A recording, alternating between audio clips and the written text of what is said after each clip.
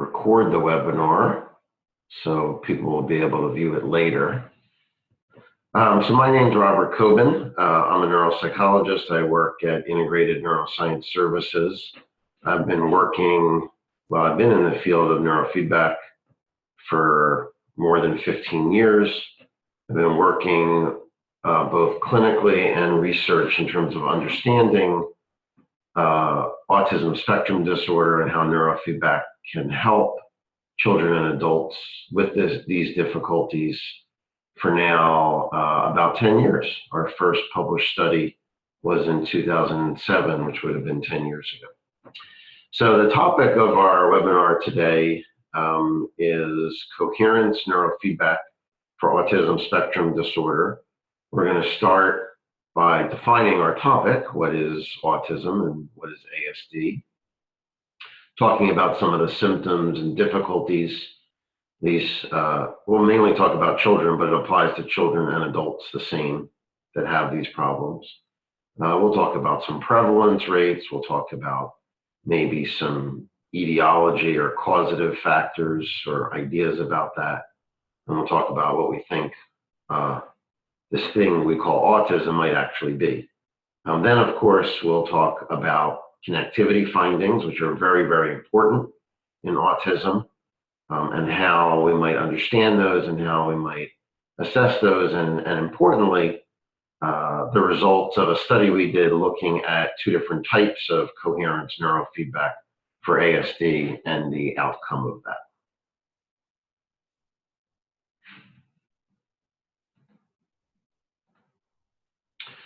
Okay, autistic disorder, as defined by the latest ICD-10 diagnostic coding, is a disorder that typically begins in childhood. Some of this agrees with DSM-5 and some of it does not, but this is what we'll look at. It is marked by the presence of abnormal or impaired development in social interaction and communication, and a markedly restricted repertoire of activities and interests.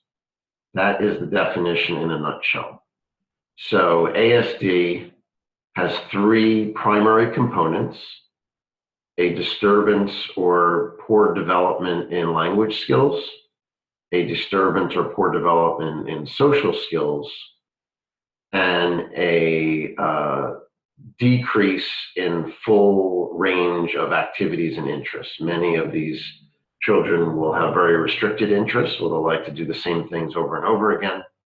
And many of them will similarly have OCD features, where they'll repeat behaviors or repeat television shows or things they say or anything of the kind.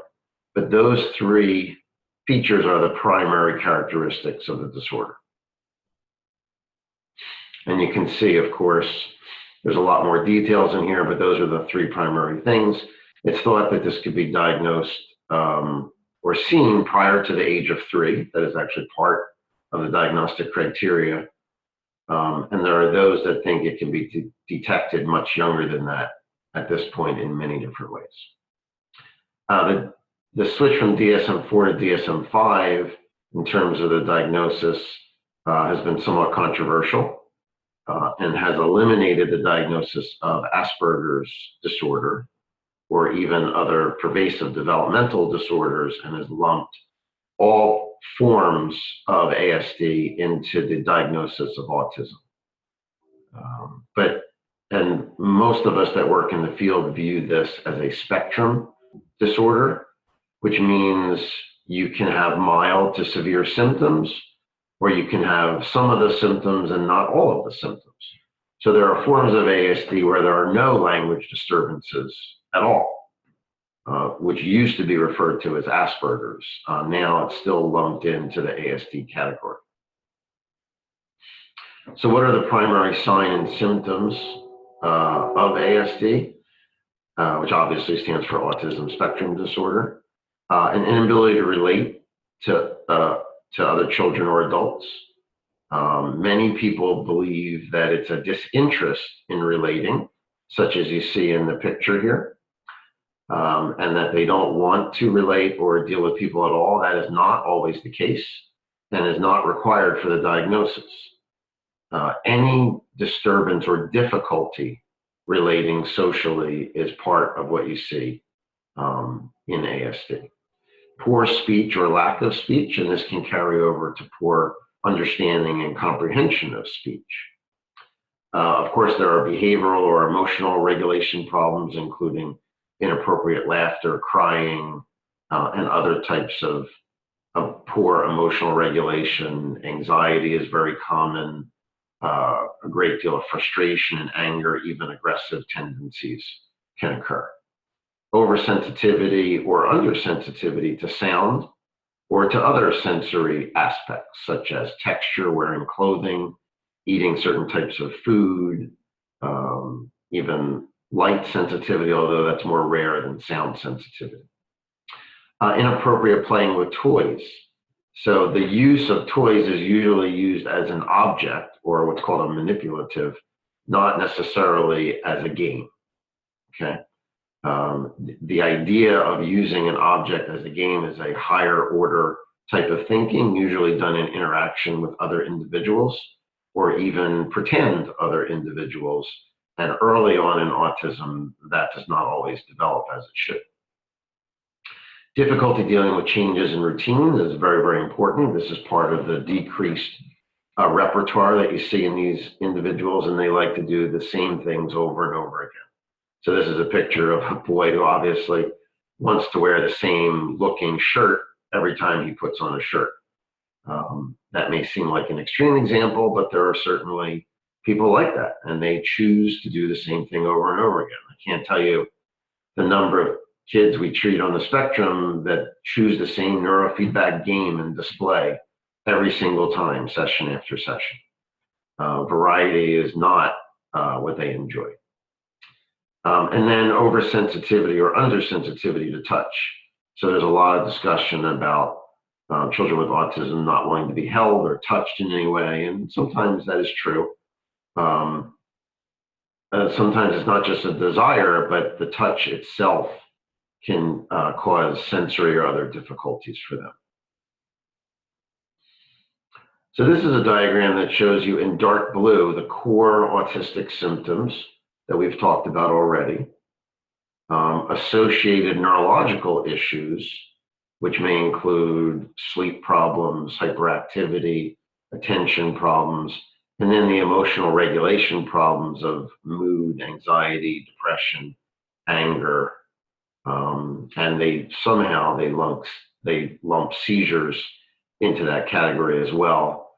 We're not talking about that specifically today, but seizures per se are very, very common in this population. And if you're dealing with them on a day in, day out basis, you have to be really comfortable and understand what you're looking for when it comes to seizure or subclinical seizure activity. In tan, you see associated systemic issues such as gastrointestinal problems and immune dysfunction, which do occur in a certain subset of these individuals. And then, of course, in white, other related disorders, such as psychiatric disorders, primarily mood disorders, anxiety disorders, OCD, sleep disorders, and then ADHD comes into the picture as well. Previously, ADHD and autism could not be diagnosed together. With the advent of DSM-5, they now can be. But again, we want to look at the root cause of the problem. So having an attention problem in the context of autism doesn't necessarily mean you have ADHD. It could be caused by other processing difficulties. But needless to say, there's lots of issues that come along with the diagnosis of ASD. So what causes autism? Well, we really don't know. Most people believe it's a combination of genetic and environmental factors. We know that there are genetic causes, and we're learning more and more every month that there are genetic components to the disorder. But the genetic components that we understand thus far only explain, maybe between 5 and 15%. The 15% is pretty high. It's actually about 5 to 10% of the disorder itself. So there's a lot more that we need to learn and understand. There are also people that believe that environmental factors come into play, such as environmental factors including a parent's health, prenatal health, age of parents, the vitality of testosterone in the father, all sorts of issues come into play, fertility drugs, all sorts of things that impact the pregnancy and delivery process. And there are people that also, many people that believe that environmental factors are important after delivery, such as environmental toxins, including those that may be in vaccinations and pesticides and other factors as well. So we still have quite a bit to learn about what leads a child to develop these symptoms. One of the primary research findings related to that and related to the developmental occurrence of autism has been the finding of inflammation in the body and brain inflammation specifically. So there has been research to show that children with autism by the age of 1 have heads that are significantly larger in their circumference than age-matched typically developing children. And we'll talk about shortly how there's also been discoveries to tell us that brain inflammation occurs in the white matter tracts of these individuals at a very, very young age, usually between 1 and 2 years of age. So some of the current thinking is that what becomes autism may be a systemic inflammatory disorder for whatever reason that does affect the central nervous system and brain and leads to this inflammation, which arrests brain and cerebral development. And then as a result of that, we have the symptoms of what we see and what we see in the brains of these individuals. Autism rates and findings have been on the rise for at least a couple of decades. You can see here even the rise between 2004 and 2014, where it has essentially tripled in its incidence rate. So while it was 1 to 1 in 166 children, it's now 1 in 68 children in the United States. Rates in other countries are somewhat similar. And in fact, for example, in Great Britain, it's about 1 in 50. And if it seems to affect boys more than girls, and in boys, it's something like 1 out of every 5 births or close to that can relate to an autism spectrum type of disorder. So this is something that many, many people are very concerned about and looking to see if we can not only prevent it, but learn more about how to treat these types of problems. The line underneath is from Autism Speaks, and you can see that those are the research dollars being devoted to studying autism, which is actually curtailed a bit and leveled off and not keeping pace with the incidence. So obviously we're all concerned about that. So we know what the symptoms of autism are, but what is this thing that we have put this label on called autism? Within the person, what goes wrong to lead to these difficulties? So there have been lots of different theories. In the 30s, it was thought to be primarily a psychiatric disorder, and it was thought to be from what used to be actually rudely referred to as a refrigerator mother, cold, distant mother, and it was believed that that uprearing would lead to autism. That was certainly disproved in the 50s and 60s. And so now the question is, well, what is it? Is it a behavioral disorder? Well, it does involve behavioral problems, but the notion of behavioral disorder implies that it's under someone's control. Is this completely? Probably not. Is it purely a psychiatric disorder?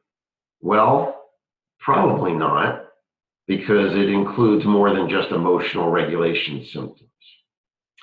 Is it but it partly can affect those things as well. Is it a level of immune dysfunction that affects the brain, and as a result, we see these behaviors and patterns that we call autism? Well, there are many people that believe that is in fact what it is. And their primary treatment for children with autism is to treat the immune problems.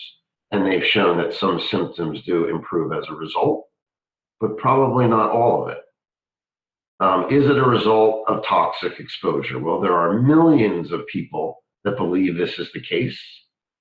And it is highly likely that there are environmental factors here, even though there may be genetic factors as well. What we emphasize is that this is a neurobiological disorder, that whatever you think the cause or the beginning point of autism is, it affects someone's physiology, central nervous system, and brain. And their brain dysfunction is what leads to many of the problems we view as autism. So the three primary diagnostic criteria we mentioned are all signs and features controlled by brain functioning: speech, language, communication, social skills and interaction, and your full repertoire of behaviors and mental flexibility, the opposite of which you see in autism, are controlled by the brain. We know that. And we even know there are certain regions in the brain that control those functions. And that's the way we view this. Whatever we might pose as the initial kicking off point for the disorder, we understand it maybe not 100% as a neurobiological disorder, but a very, very large part of this is explained by what happens in the brain itself. So what does happen? What we have come to understand over the past about 12 to 13 years is that in children and adults that have ASD, there has been a search for decades, in fact, probably at least 4 decades, for a single region of the brain that is dysfunctional in autism. And that search has basically failed. There is no one area that is damaged that causes all of these symptoms. So people have searched and looked at the corpus callosum, the amygdala, the hypothalamus, the hippocampus, the frontal lobes, the cerebellum, all these areas. And they can be dysfunctional, but they're not universally so in children that have this. So the search went on beyond that. And in fact, if you look at an MRI of a brain of a child or adult with autism, in most cases, not all, but in about 95% of the cases, the structure of their brain is completely normal. So it's not the structure that goes wrong, it's the function. And when we talk about function, we talk about this idea of connectivity, the idea of how do different parts of the brain communicate with each other to control and regulate behavior, cognition, language, social skills, and so on. How do different parts of the brain provide excitatory and inhibitory input and communicate in a way to regulate those functions normally? And what we know is that that is not normal in autism. So for example, these are some connections, just as a sample, that you would see in typically developing children. This is what you see in autism. The connections go haywire. They go all over the place. There's theories that there's too many connections, too few connections. And this is an example of what's called diffusion tensor imaging, where you can actually see the pathways in the brain. So on the left, you see a normally developing child. These are all the pathways that go through their corpus callosum. Next to it, you see a child with mild ASD, and you see the beginning lack of fibers that connect different areas of the brain. And in more severe autism, you see that over many different areas of the brain. So there is a disturbance in the connections and pathways in the brain of these children. The theory related to this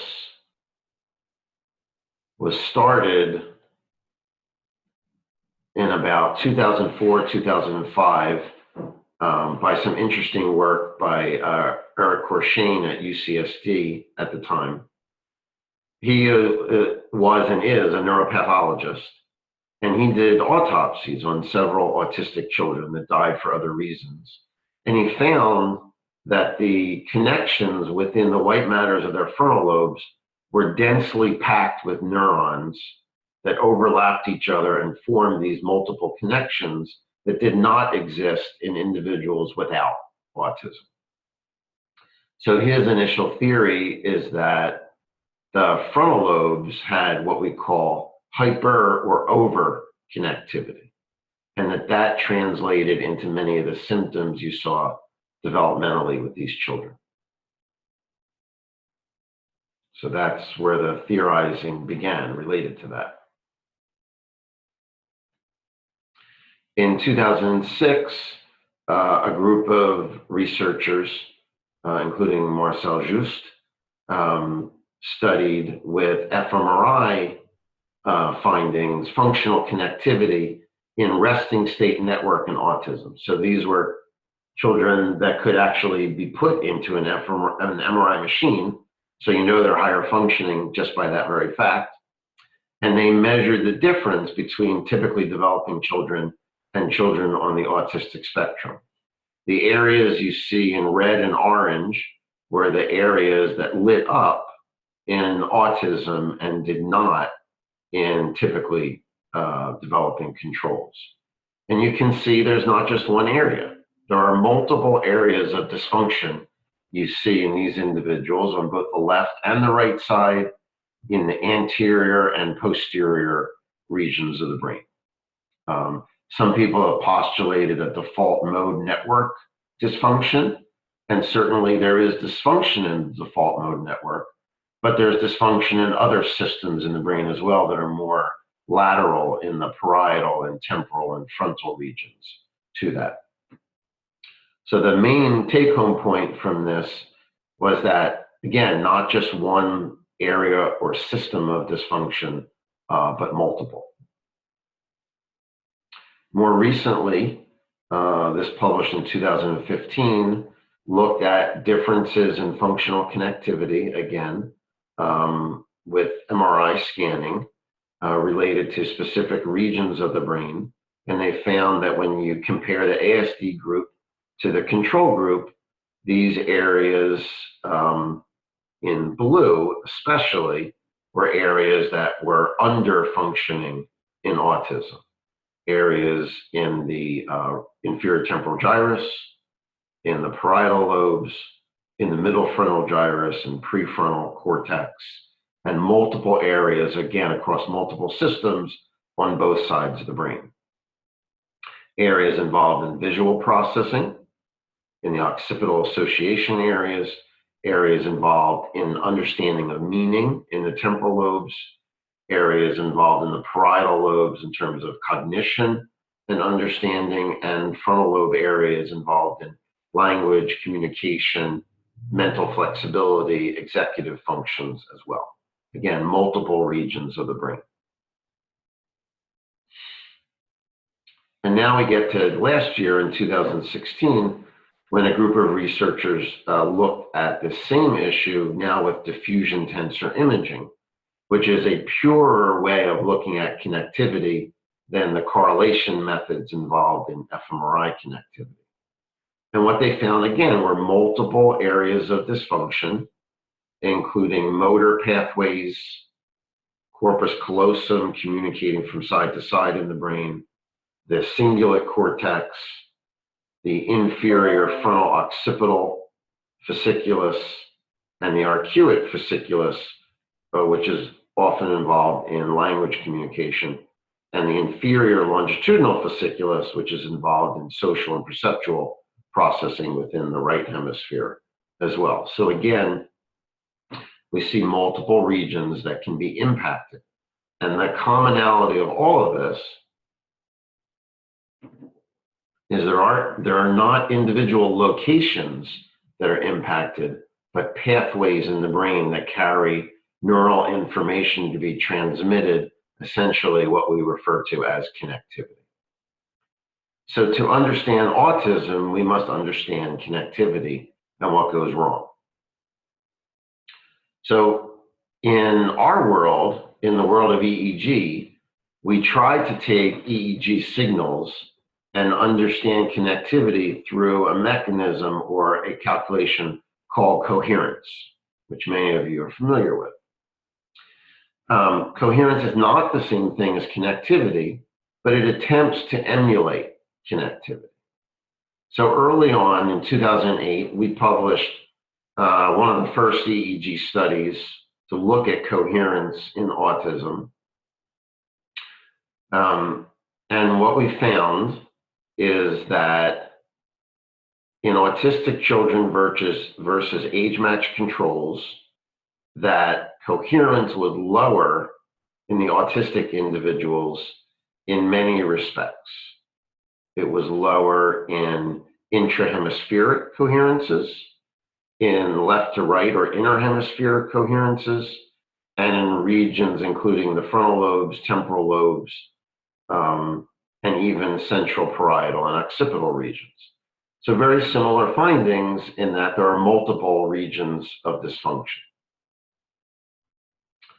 A friend of ours, Michael Murius, working at the University of Washington around the same time, did a study with greater electrode placements. They used caps with 128 electrodes, and they found similar findings in that there were multiple coherence anomalies found in autistics compared to controls. Each one of these lines, whether red or blue, represents an abnormality between different locations. And again, the sheer number of them is what stands out. And they found it across different frequency bands as well. One of the concerns, however, is that it's been known for at least a decade that the measurement of coherence is problematic. And it's problematic in the sense that it does not emulate connectivity exactly. And in fact, there are many estimates to suggest that it's about 50 to 60% incorrect in trying to predict true connectivity in the brain. So in 2014, a group of researchers got together and did a special issue that was published in Frontiers in Neuroscience on brain connectivity and autism. We were part of that group, and that led to the publication of this study, which was published in that same issue in 2014, looking at a way of taking the EEG and emulating connectivity in a more effective manner that actually predicts real connectivity. So let me just take a few minutes and tell you about the challenge involved here. So this is an example of a 12-year-old boy with autism who was quite obsessional about games, about videos, even was stalking a girl at school and got into a lot of trouble for that, had significant social issues, poor frustration tolerance, and attention problems. When we did his QEEG, we found as the primary dysfunction an area of the right hemisphere, as you might expect, with all those problems, from parietal through temporal to frontal regions. When we looked at coherence, we got these results. So when we look at coherence in what we call pairs, we get findings in those locations, but in many other locations as well. So we don't really know what sense to make out of that. When we look at it in the NeuroRep coherence platform, we can actually see more specific coherence problems within that right hemisphere. But again, there are other areas of concern as well, but we can see it when we see that it's different than what we see in the pairwise coherence metric. So we have two different measurements of coherence, but they show us very different things. So what are we to believe? We know that there are different forms of connectivity. There is the structural connectivity of diffusion tensor imaging. There's the functional connectivity that we've just described. And there is a concept called effective connectivity. Effective connectivity is the measurement of functional connectivity that will get us as close as possible to the real thing.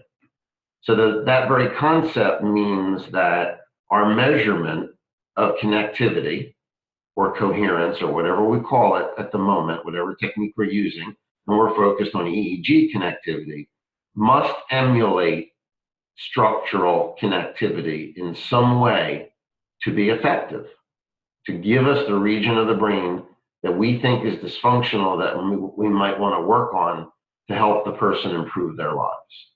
If our coherence method doesn't do that, then it's not helping us. So there have been multiple researchers throughout the past decade that have looked at different measurements of coherence and connectivity to try to understand this concept. So in this first group, we have a simulation of 5 EEG locations with known transfer of information from 1 to 2, 2 to 3, 3 to 4, 4 to 5, 5 back to 4, and 5 back to 1. And what these researchers did is they looked at multiple measures of coherence and connectivity to see which ones predicted this known pathway. So this was not just an individual's EEG. This was a computer manufactured transmission of information that was known a priori.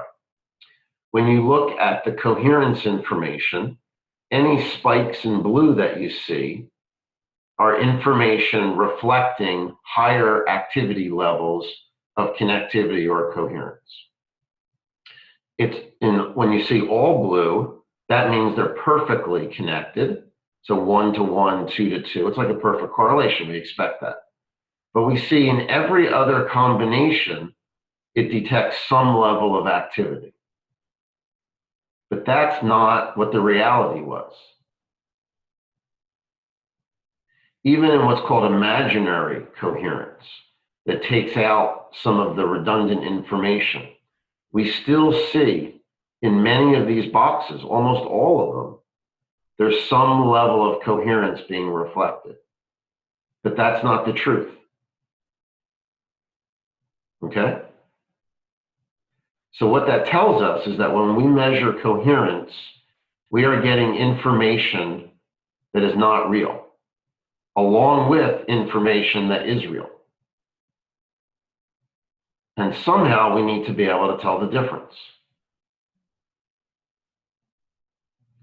Other measurements. So this is a measurement of phase, where again, you can see virtually all of the boxes have some activity level of information. And then we start to get into measurements that are what are called multivariate. These are measurements of coherence that include inputs from multiple sites simultaneously. And we start to see a better pattern where we see 1 to 2, 2 to 1, and so on, that begins to reflect the actual activity we saw. And we get all the way down to this thing called partial directed coherence. Partial directed coherence is like taking these 5 different regions and doing a multiple regression on each one to tell us which one predicts the other. And this gives us our most accurate rendition of the actual communication. So we see 1 to 2, 2 to 3, 3 to 4, 4 to 5, 5 to 4, and 5 to 1, which is exactly the communication pattern that was simulated. So there is a way of calculating this information that gives us accuracy, but it's not our typical coherence between pairs. Okay? So that takes us back to our example. So here's another example of a girl now, a 12-year-old girl with Asperger's, who had significant problems with what's called a mirror neuron dysfunction or mu rhythm suppression. And we could see in our multivariate measurement using the NeuroRep platform that we see this hypocoherence in the right hemisphere. But in our pairwise measurement, we don't see it at all. It's really not even there. So again, the pairwise coherences, no matter what the database is, that's irrelevant. The pairwise measurement itself is not entirely valid because it gives us what are called spurious findings. It gives us some findings that are not real. It gives us some that are real, and it gives us some that are just inaccurate. But we don't know which are which ahead of time. So our theory has been to move towards more multivariate measures of coherence, which will give us that information.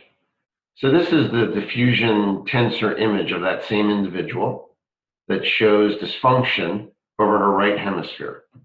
So on the right side, you see her, these are the pathways that travel through her mirror neuron system, from the frontal lobes to the temporal lobes and limbic system. And this is an intact system in a normal control. Her pathway on the left is not intact or normal at all. And in fact, it doesn't go up to the prefrontal cortex. It doesn't go through to the temporal lobes.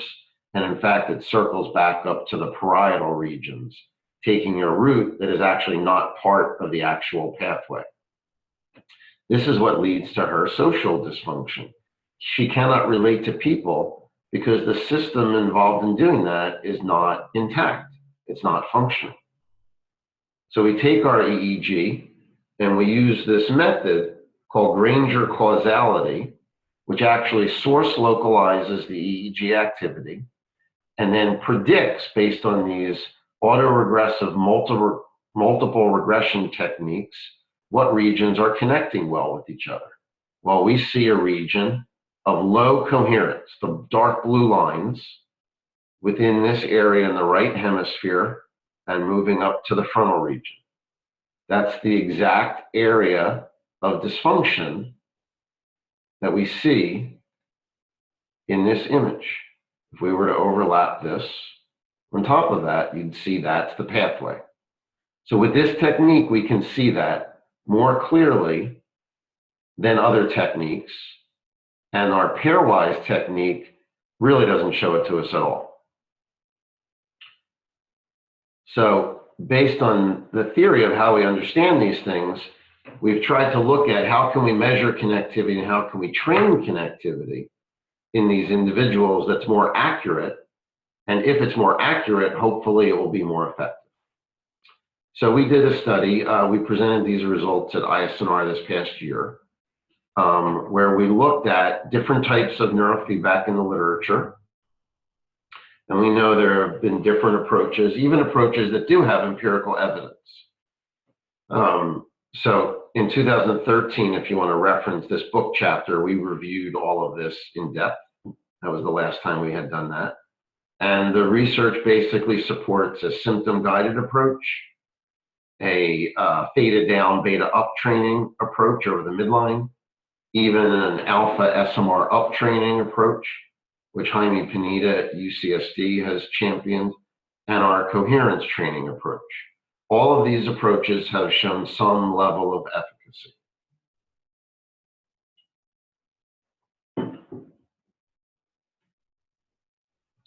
We wanted to understand, well, now that we've applied our coherence training approach a couple of times, and we've shown, at least in 2 or 3 studies, that it seems to be more effective than other approaches that do not use a connectivity model.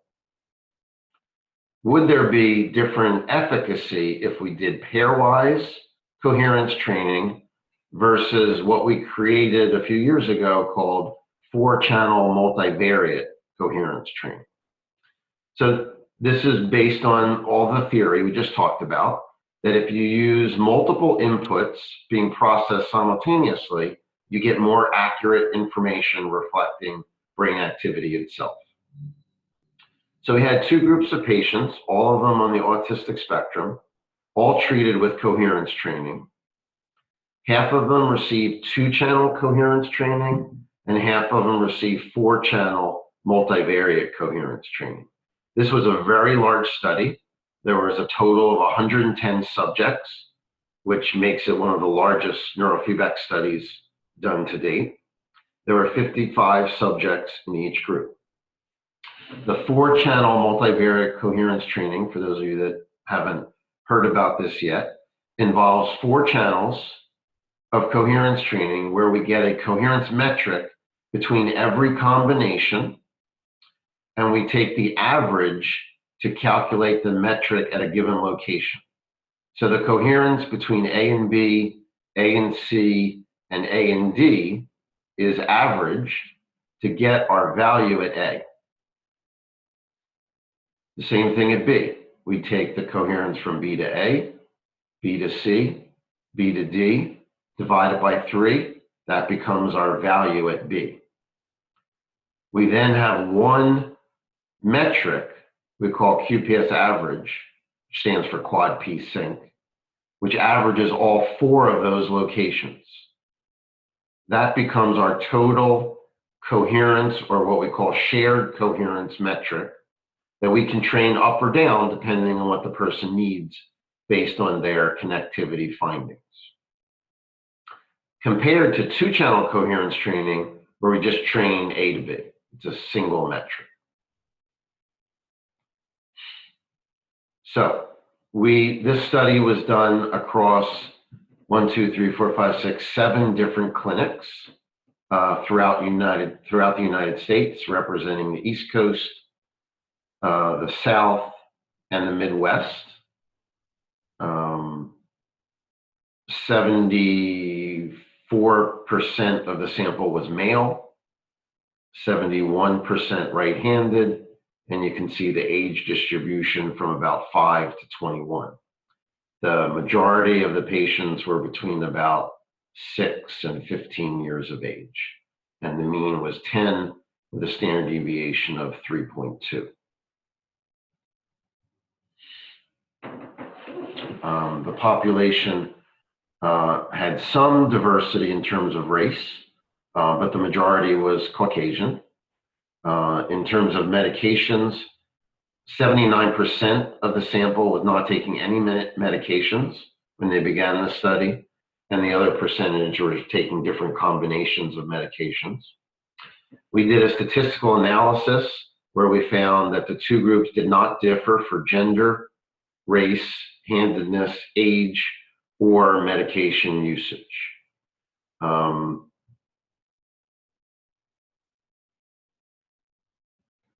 So we considered them equivalent on all of those variables. We then looked at the number of sessions. So one of the things we quickly learned when we started doing 4-channel coherence training of this type is that it worked faster than 2 channels. So not wanting to overtrain people, we tend to move on to other trainings after we do the initial training. So an individual comes in, they get a QEEG done, we process their connectivity with these multivariate connectivity analyses, and then we design a protocol. Based on that protocol, we train them in that single protocol for about 15 minutes per session over the course of multiple sessions. They're done twice a week. The 2-channel training group did it for 10 weeks. The 4-channel training group did it for an average of about 6 to 7 weeks. So the 2 groups were different in terms of number of sessions, and that was significantly different. And we'll talk about how we accounted for that a little later. Our dependent variables was the parent rating score on the ATEC, which is a symptom rating scale, an ASD index we created, which is the difference from the norm on the social responsiveness scale, PDD-BI, the Gilliam Autism Rating Scale and the Gilliam Asperger's Disorder Scale. We then also had a social skills metric, which was the deviation from the norm on the social responsiveness scale. The downside of the ATEC is there is a normative group, but the normative standards are not as good as other measures. So we included these measures that do have those normative standards.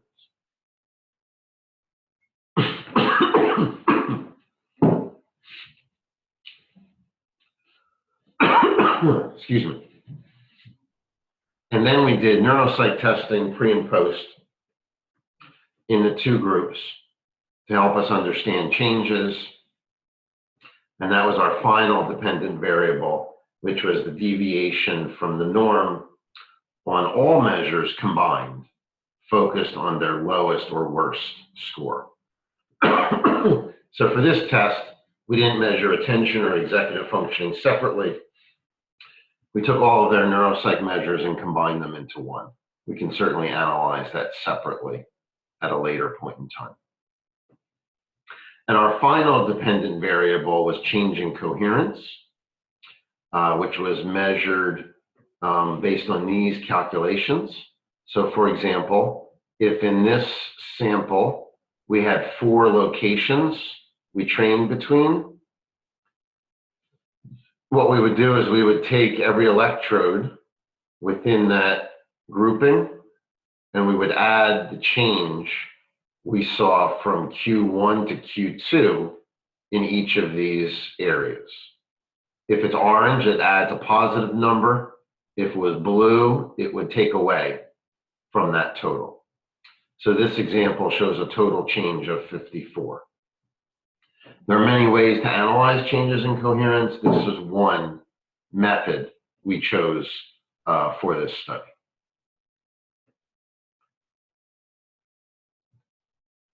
So now we look at the results. The first thing we see, we do an ANOVA for coherence, change in coherence between the two groups, which was significant at 0.004. And when we adjust for number of sessions, so we take the total change in coherence across all neurofeedback sessions, divide it by the number of sessions that person received, the change per session is still significant at 0.001. The change per session in the 2-channel group was 1.3 for the 2-channel train group and 4.9 for the 4-channel train group. So you're looking at a multiplier of about 4 times the efficacy. We then looked at change in power. As part of the neurofeedback protocol, our focus is on connectivity and coherence, but we also use amplitude or power inhibits of excessive activity we saw in the QEEG simultaneously. So we train coherence up to enhance coherence. At the same time, we're inhibiting amplitudes to go down.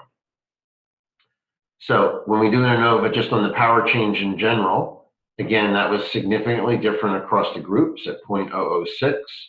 When we do it per session, the significance rate, you can see the F statistic skyrockets and is now significant at 0.00. The power change per session for the 2-channel group was 0.34 and 0.56 for the 4-channel training. So there's about a 50 to 60% increase in efficacy, but the coherence changes more so. But there still is a greater efficacy and power as well.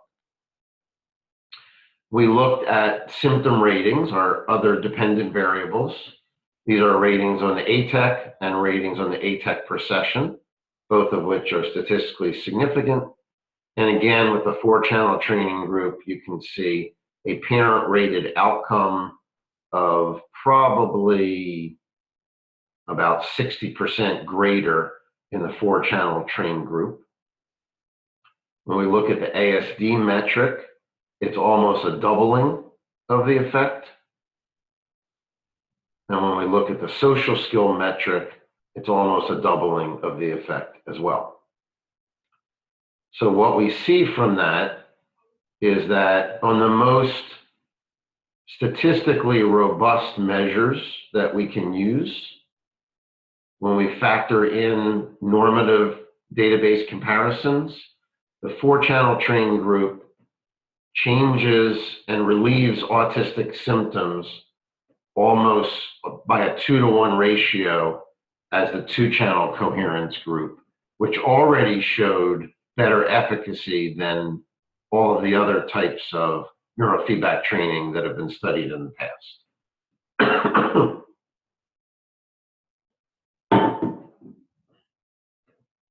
This is the neuropsych testing.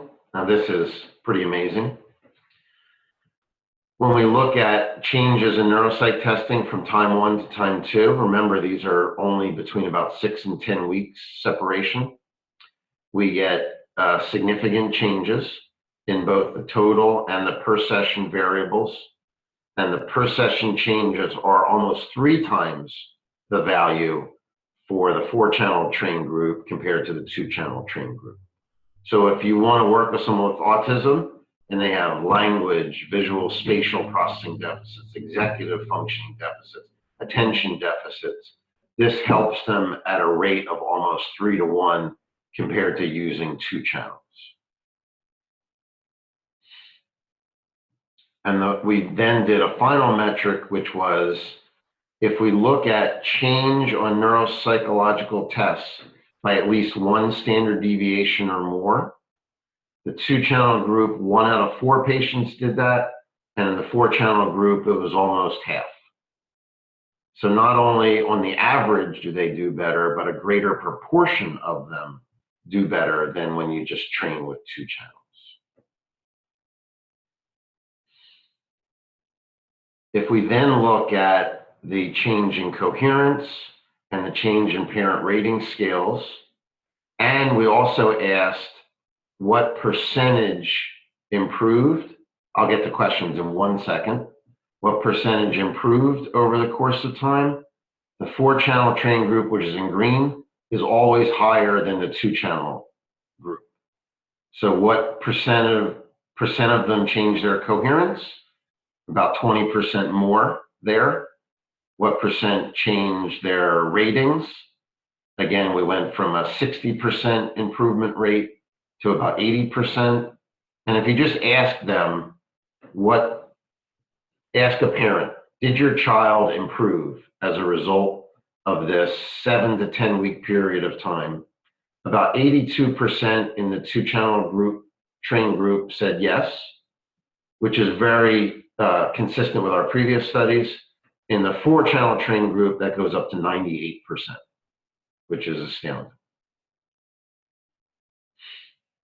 If we look at different types of intervention for autism,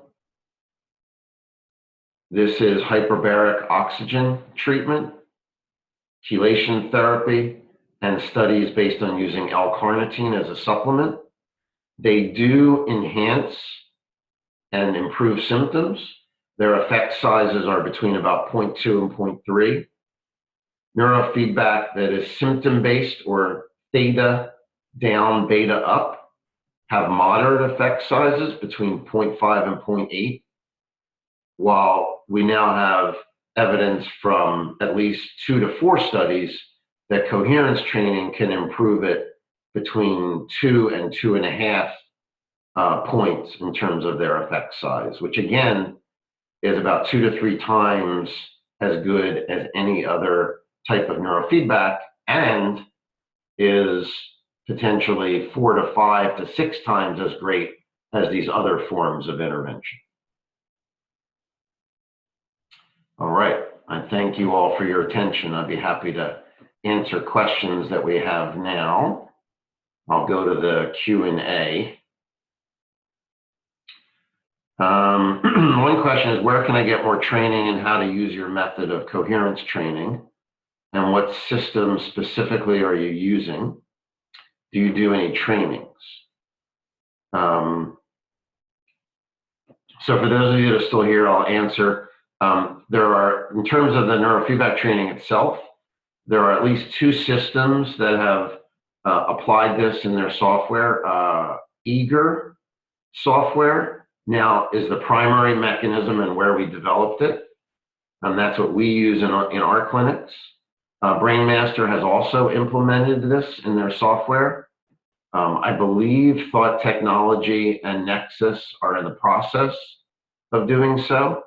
So it can be easily implemented in multiple software platforms. If you're interested in trainings, we are actually giving a workshop in our main office in Fayetteville, Arkansas, in a few weeks. We're actually doing training at the Neurofeedback Interchange Conference for EEG Spectrum in April, and then we do it at ISNR as well. If any of you are interested, you could, of course, contact us, and you can go directly to our website for more information, which is integrated-neuro.com.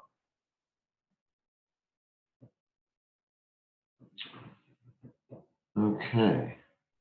Are there any other questions I can answer for anyone?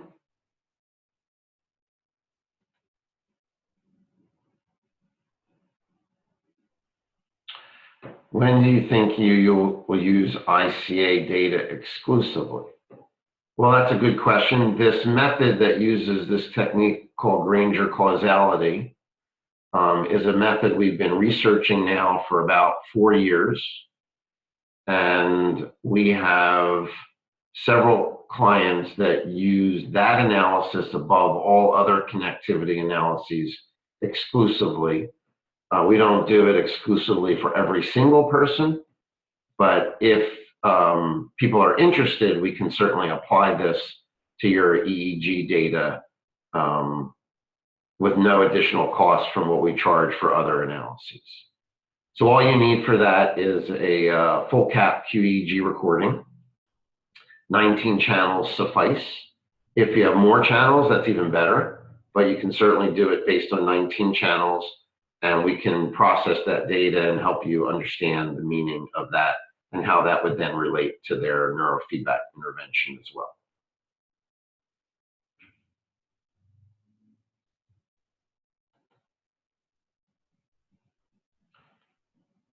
Okay, we're about 3 minutes past 1. If there's another question, we can take that real quickly. Okay. How long does the treatment take for ASD that is a lifelong disorder? What can be expected for symptom resolution? Well, I don't think ASD necessarily has to be a lifelong disorder, first of all. I think ASD is treatable, and it can be treated to the point where there is either total or partial resolution. The treatment itself, the study that we just presented was only based on 13 or 14 sessions in the 4-channel trained group. So that can be done in 6 or 7 weeks. Obviously, that would not be the end for someone. So their treatment course would depend on their individual symptoms. But we used to treat people with 2 channels anywhere from about 6 to 12 months or more. Most people now treat between about 4 and 7 or 8 months at the most. So our efficacy and our speed to get to the end is better. I think there may be ways we can make it even better in the future. But it is better and more efficient with this technique. Let's see, last question. How easy it is to collect data with a cap on ASD kids? Well, that's a very good question. It depends on the child, of course. The older they are and the milder their difficulties, the easier it is. But with training and experience, you can learn to do it on younger and more challenging individuals as well, as we have done. So, but it does take some extra training, some extra skill in learning how to deal with them and help them cope with the procedure as much as possible.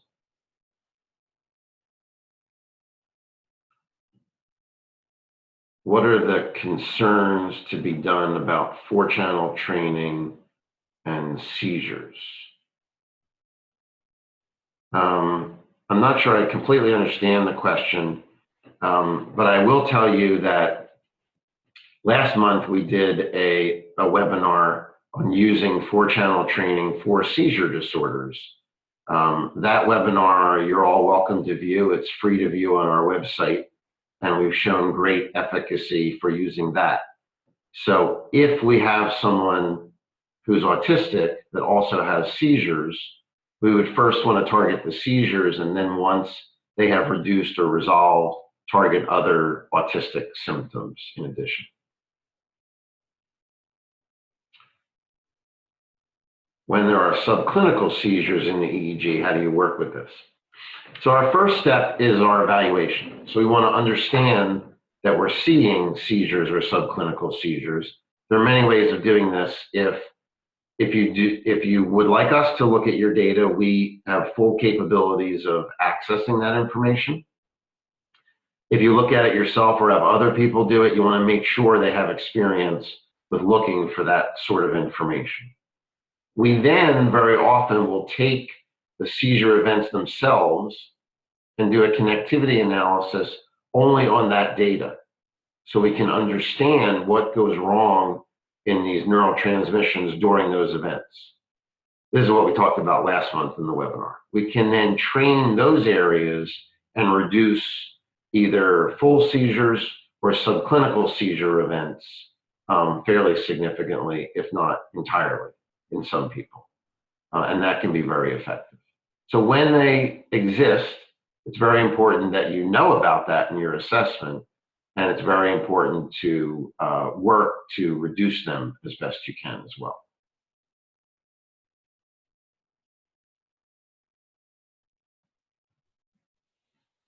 The question is related to ASD and presence of seizures in them. So again, I think the similar answer, we want to deal with the seizures and we want to deal with the ASD and understanding it all. And that initial EEG assessment is really, really critical. And it's very important that you be looking at the right information. So you've got to get people on board that know how to detect these events, and you've got to use techniques that actually measure connectivity in a valid way. I can't overemphasize how important that is. Training, the only concern I have about training autism and seizures at the same time is you never want to train coherence down in someone with a proclivity for seizures, because that will make seizures more likely. So you always want to make sure, if you're thinking of downtraining hyperconnectivity in autism, that they do not have any risk for seizures. That's very important.